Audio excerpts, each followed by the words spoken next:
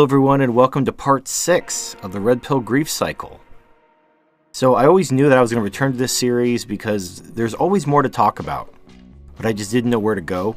But something occurred to me fairly recently that I get a lot of questions about people who lose their motivation, or they feel like they're on this path, they feel like they're self-actualized, they should be happy, perhaps they were happy previously, and they're just no longer happy.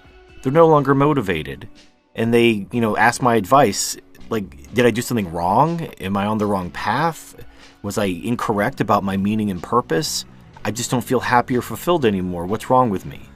And so this is where this video is coming from. So we're going to talk about something called the hedonic treadmill. Never heard of it? Essentially, it's a psychological phenomenon where the human mind adapts to whatever situation it's put in. If you're put in a very horrible situation, your mind will adapt to that situation. What would initially be very horrible becomes normal. The same is true when you're in a very positive, beneficial, happy situation. Your mind will normalize whatever situation you're in, and you'll settle at kind of a baseline level of happiness. So imagine if you won the lottery. Initially, you'd be very happy.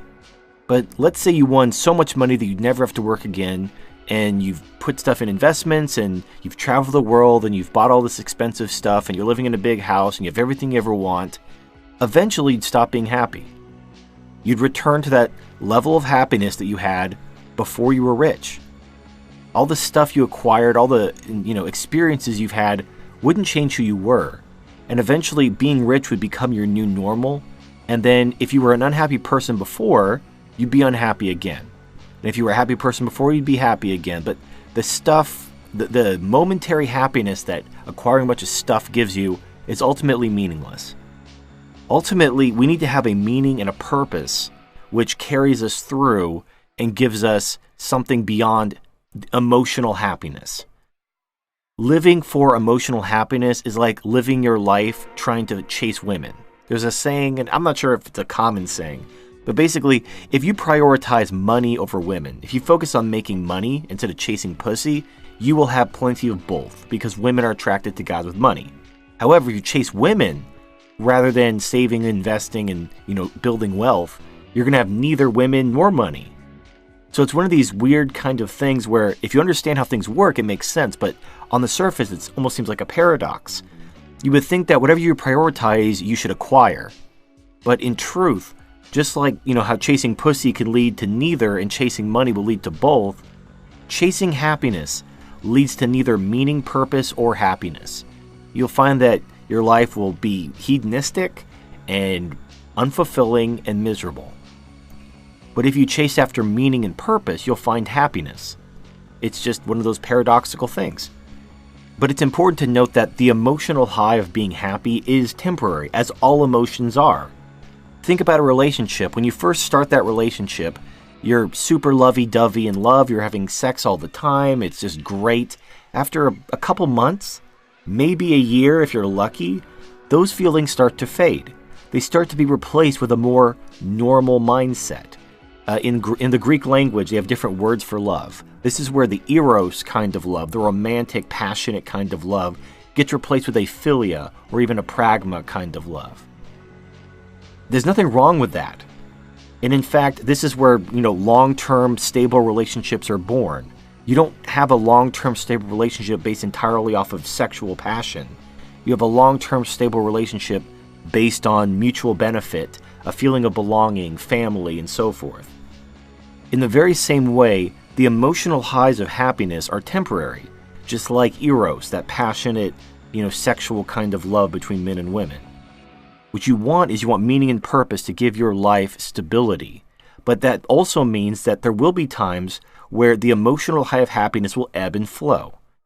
So here are some techniques that you might want to think about if you're in kind of a rut.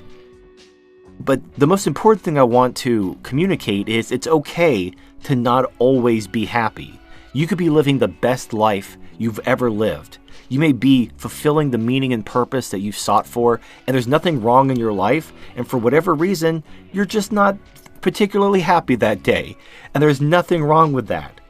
So don't always worry about the emotional high of feeling happy 24/7. That's not going to happen. It's not realistic.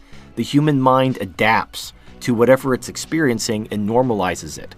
Even the most amazing experiences can become mundane if you experience them every day. It's just the human brain normalizing its experiences. But here are some techniques that may help you kind of either step off the hedonic treadmill or simply cope with it and maybe find a sliver of happiness and get out of a rut if you're in one. But ultimately, I think the actual cure for the hedonic treadmill is simply to accept that it's okay not to be happy all the time, to continue to live the best life and, savor the little moments. But here are some techniques. Number one, plan for simple pleasures throughout your day. So whatever you enjoy doing, taking a hot shower just to feel clean, working out, listening to good music, hanging out with friends, simple everyday things, make sure that you prioritize those things. Don't necessarily live for them, but be mindful of them, schedule them, prioritize them. Number two, rotate around what you find pleasurable and what gives you happiness. Maybe you're simply burnt out on something that you've done too much, which gave you a lot of happiness initially, but now you're just kind of sick of it. You may notice I do this a lot on my own channel. I'll make a certain kind of video or a certain thing, and then I'll just stop, and then I'll come back to it later. Because I get bored doing the same thing all the time, and I love what I do. I absolutely love what I do. If you enjoy and get pleasure from many things, it's okay to mix things up once in a while. If you only have one or two things that give you pleasure, try to find more things, and then you won't get burned out. You'll be able to take a break from these one or two things that perhaps give you the most pleasure, just to give them a rest, and then, go do something else for a while, and then when you come back to them, you'll enjoy them again. So just keep your things kind of rotating, keep things fresh, and don't get burned out. Number three, make time for yourself to do something fun. It sounds obvious, but if you're not having fun, even if you have a very meaningful job that you enjoy, I love my job. I love making content and hanging out with people and talking to them and helping them. But sometimes you just got to do something for yourself. You just got to unplug from everything, turn off your smartphone, log off your computer and go do something by yourself that you enjoy. Even though you also enjoy your job, you also enjoy doing other things, you just need to get away from it all. I've seen a lot of YouTubers who basically quit YouTube for a couple weeks, a couple months, or maybe a couple years. And it's because they didn't take time for themselves while they were making content. Instead of waiting until you're completely burnt out and you got to completely walk away from it, maybe one day a week, just walk away from it and do something simple for a couple hours that you enjoy by yourself, for yourself. If you do something all the time, no matter how much you love it, it's going to burn you out. So just walk away. Find something to do. Unplug, unwind, relax. Another thing that might help you is to make time for others. Sometimes we get so tunnel visioned in our own lives, focused on our own dreams and our own goals, that it almost becomes a form of burnout in and of itself. And so the best way to get away from it isn't to get away from one or two activities, but to get away from ourselves. So maybe focusing on someone else, trying to help them, reaching out, helping them with their meaning and purpose, whatever's, hurting them or whatever is bothering them, help them on their journey. Don't even think about yourself. Put yourself aside for just a minute, focus on them. And that, just like letting your hobbies take a breather for a while, maybe letting your journey take a breather for a while is exactly what you need. Focus on someone else's journey. Help them along. Show that you care about them. And the best part is, not only will this help you, when you go back to focusing on your own stuff, not only will it allow you to have greater focus and greater passion because you got away from it for a few minutes and you're not burned out on it anymore, but if you genuinely care about someone, they're going to remember that. They're going to remember that you cared about them and you helped them along. And then if you need someone, they'll be there for you. So it helps you make social connections and make friends and care about people, in addition to stepping away from yourself, allowing your own journey, your own meaning and purpose to just take a breather in case you're on that hedonic treadmill and you need to get away from it for a minute. So there's a lot of benefits to just kind of letting that go for a while, focusing on someone else, helping them, and then once they've been helped, maybe go back to yourself and then kind of see where things are. If you're still feeling burnt out, you really don't want to work on your own shit for a while, then help someone else. Keep helping people until maybe you're a little burned out on helping other people, then go back to your own stuff. And then you'll notice that it doesn't feel like a chore anymore. You're actually excited. You're motivated to continue your own journey. The next piece of advice sounds really simple and really obvious, but show appreciation and acknowledge what's right in your life. Far too often, we only focus on the negatives. The things which are going good in our life, we just kind of take them for granted. And we focus on solving the problem in front of us. But if you're feeling burnt out, if you're feeling unmotivated, if you're feeling depressed, maybe take a moment and appreciate everything that's great in your life. Everything you appreciate. And make a list. Write it down. If there's someone in your life you appreciate, make sure they know that they're appreciated. If there's, if you really love your job, tell your boss or whatever. If you're self-employed, I don't know, give yourself a pat on the back. Show appreciation for what you have, and you'll just feel better. First of all, a lot of people like being appreciated and knowing that what they're doing is noticed and appreciated. So showing appreciation to others is just a good habit to be in, but you should also carry that through to your own life. Be appreciative of your own work, the things you've done, the things you've accomplished. Don't be afraid to celebrate your victories. And if you do that, maybe that'll help you break out of this hedonic treadmill. You'll feel better, you'll feel less burnt out, you'll be able to appreciate your accomplishments and move forward, or, use one of the other things I've mentioned.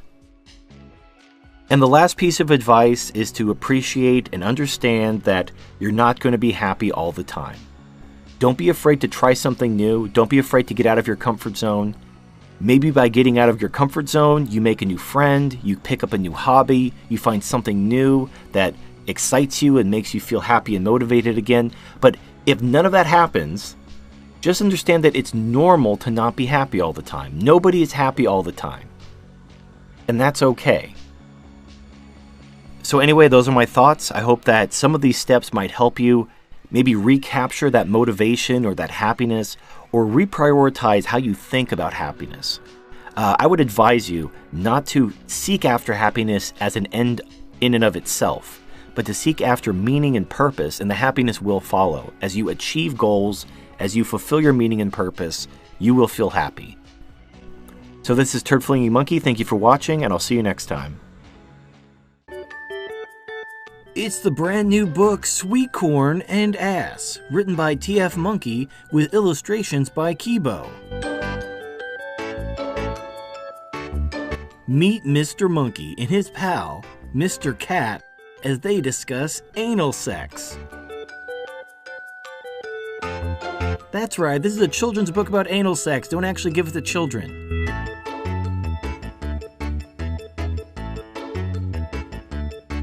It's Sweet Corn and Ass. Available at Amazon.com in paperback and Kindle ebook.